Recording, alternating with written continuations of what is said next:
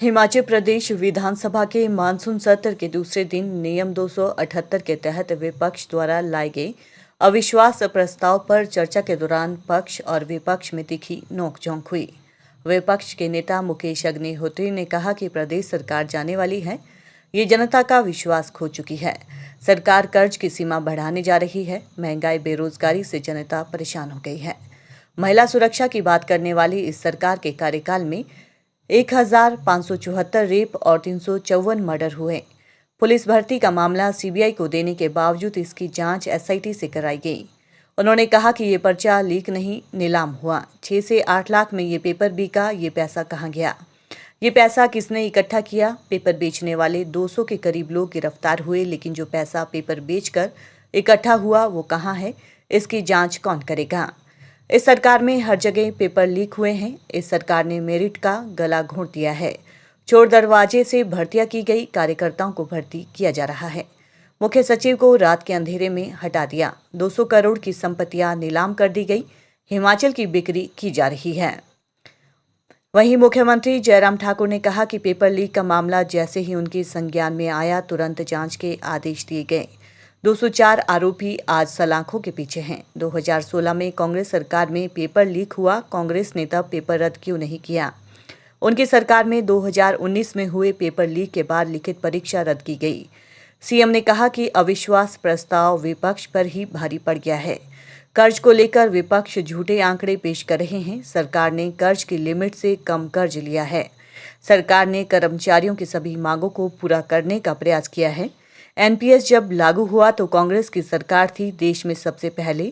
प्रदेश की उनकी सरकार ने ही इस पर साइन किए। आज बेवजह इसे तूल दिया जा रहा है। नहीं, देखिए, जो मौजूदा सरकार है, मुख्यमंत्री और मंत्रिपरिषद, उनमें हमने अविश्वास के चलते नो कॉन्फिडेंस मोशन रूल 278 के तहत प्रस्तुत किया था। और हमारा ये मानना है कि मुख्यमंत्री को पद त्याग देना चाहिए, कुर्सी छोड़ देनी चाहिए। और जो हालात हैं प्रदेश में, हाहाकार मचा हुआ है, अराजकता फैली हुई है।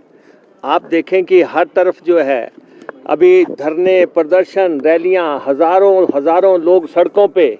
ये परिस्थितियां बता रही हैं कि प्रदेश की जनता का इस सरकार से मोह भंग हो गया है। और जो महंगाई है, बेरोजगारी है, भ्रष्टाचार है, माफियागिरी है, हर तरह के जो है चोर बाजारी, लूट, सब आपके सामने है। जिस ढंग से भर्तियों में फर्जीवाड़ा हुआ है, जिस ढंग से चोर दरवाजे से भर्तियां हो रही हैं, जिस ढंग से पुलिस की भर्ती में जो है लूट हुई है, पर्चे बिके हैं, ये तमाम मुद्दे जो हैं ऐसे ही इकट्ठे कल्मिनेट हो गए। और आज जब हमने हाउस में ये प्रस्ताव दिया, हमारा ये मानना है कि 279 के तहत मुख्यमंत्री को कुर्सी छोड़ देनी चाहिए। मुख्यमंत्री और उनके मंत्रिपरिषद को त्याग करके यहाँ पे नए इलेक्शन का मार्ग प्रशस्त कर देना चाहिए। क्योंकि पिछले 3 सेशन लगातार जो हुए हैं, आप देख रहे हैं, लाखों लोगों ने प्रदर्शन किए हैं। इतना भारी भरकम पुलिस बल लगाया हुआ है, लोगों को विधानसभा में नहीं आने दिया जाता। ये देवभूमि है, ये वीर भूमि है। यहाँ पे ऐसा माहौल कभी नहीं होता था कि प्रदर्शन करने वाले को भी 2 किलोमीटर पीछे रोक दिया जाता है। और जो जनता अपनी बात रखना चाहती है उसको बात नहीं रखने दी जा रही है, डंडे चलाए जा रहे हैं। आप देख रहे हैं प्रदेश में किस ढंग से रेप हो रहे हैं। 1600 रेप हो चुका है अभी तक। और जो है कत्ल 500 के आसपास हो चुका है। एक्सीडेंट्स की लगातार भरमार लगी हुई है। और सबसे बड़ी बात है कि जो बुनियादी मसले हैं, विकास तो पीछे छूट गया। सरकारी कोष का जो है दिवालिया पीट दिया इस सरकार ने। सर, क्या ये हम समझे कि लगातार जो स्वाभाविक रूप से, देखिए, चुनाव से पहले का सत्र है और मैं पिछले 25 वर्षों से इस बात को हमेशा देखता हूं कि जब अंतिम वर्ष होता है, अंतिम वर्ष में खासतौर से ये मानसून सत्र होता है, इसके पश्चात क्योंकि हमारा विधानसभा का चुनाव का दौर शुरू हो जाता है, तो ये काफ़ी एग्रेसिव होता है। और विपक्ष बहुत सारे प्रश्न खड़े करने की कोशिश करता है और उसके साथ साथ में जो लोगों की एक्सपेक्टेशन होती हैं, जो वर्ग ऐसे होते हैं जिनको कुछ इश्यूज को लेकर के अपनी बात कहनी होती है वो सब लोग मिलते हैं। तो खास तौर से अब के इस सत्र में कांग्रेस ने जरूरत तो की और वो नियम के मुताबिक किया, उसमें हमको कुछ टिप्पणी करनी भी नहीं है अविश्वास प्रस्ताव लाने की सरकार के खिलाफ। लेकिन मैं देख रहा हूं कि वो सारा का सारा उन पर भारी पड़ता जा रहा है, उल्टा पड़ता जा रहा है। और जिस प्रकार से वो सारे जिन विषयों को लेकर के सड़कों पर हल्ला डालने की कोशिश कर रहे थे, आज विधानसभा के अंदर पूरी तरह से असफल हुए सारी बातों का वहां पर प्रस्तुतिकरण करने के लिए प्रयास किया, लेकिन उसका मुंह तोड़ जवाब सरकार की ओर से उनको सभी माननीय सदस्यों ने, माननीय हमारे मंत्रियों ने, विधायकों ने दिया है। अभी 3 बजे तक उस पर डिस्कशन होनी है, लेकिन मैं कुल मिलाकर के अभी तक के इस दौर में जो फर्स्ट हाफ का जो हमारा डिस्कशन का जो दौर देखा मैंने अविश्वास प्रस्ताव पर, वो कांग्रेस को उल्टा पड़ा है, भारी पड़ा है। और उनके ही साथी इस बात को कह रहे हैं कि लाभ के बजाय नुकसान होता दिख रहा है। ऋण की बात कही, एक उठता है वो कहता है 70,000 करोड़ का, दूसरा उठता है 80,000 का, तीसरा उठता है 90,000 करोड़ का। यानी कि कम से कम विधानसभा के सदस्य होने के नाते, विधायक होने के नाते जिम्मेवारी के साथ तो कहो।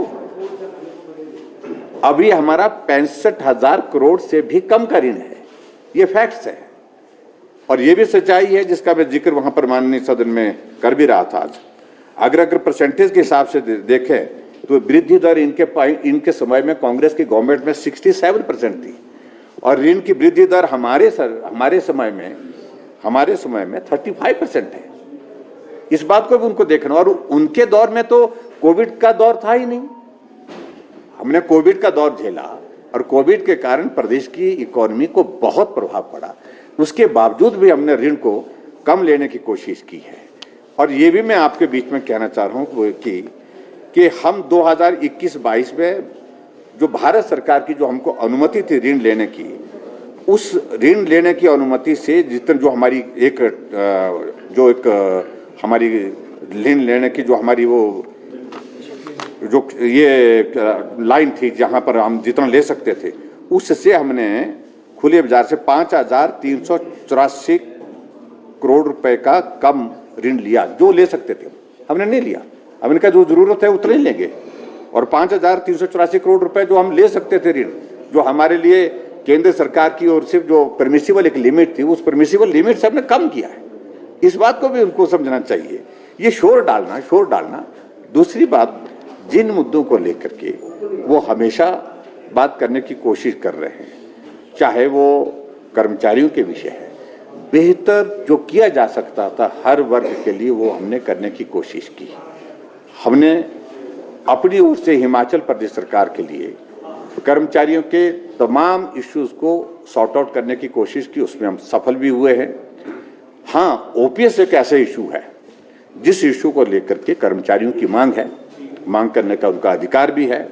हर व्यक्ति अपने लिए जो है अपने भविष्य की सुरक्षा चाहता है, भविष्य को अच्छा चाहता है, तो इसलिए उनकी मांग जो है उसको उस पर मैं कोई टिप्पणी नहीं कर रहा। लेकिन जो कांग्रेस के लोग उसको उठा रहे हैं, उस पर मुझे जरूर एक बात कहनी है। जब ये ओपीएस लागू हुआ था, सरकार उनकी थी, मुख्यमंत्री उनके थे, आज इस दुनिया में नहीं है। वीरभद्र सिंह, उनका हम सम्मान करते हैं, लेकिन उनने ही पूरे देश भर में सबसे पहले कोई प्रदेश लागू करने वाला था एनपीएस को, तो वीरभद्र सिंह जी थे। अपने ही नेता ने उनके स्वीकार किया, लागू किया, और लागू करने के बाद आज हमको 20 वर्षों के बाद उस सारे विषय को लेकर के पूछ रहे हैं।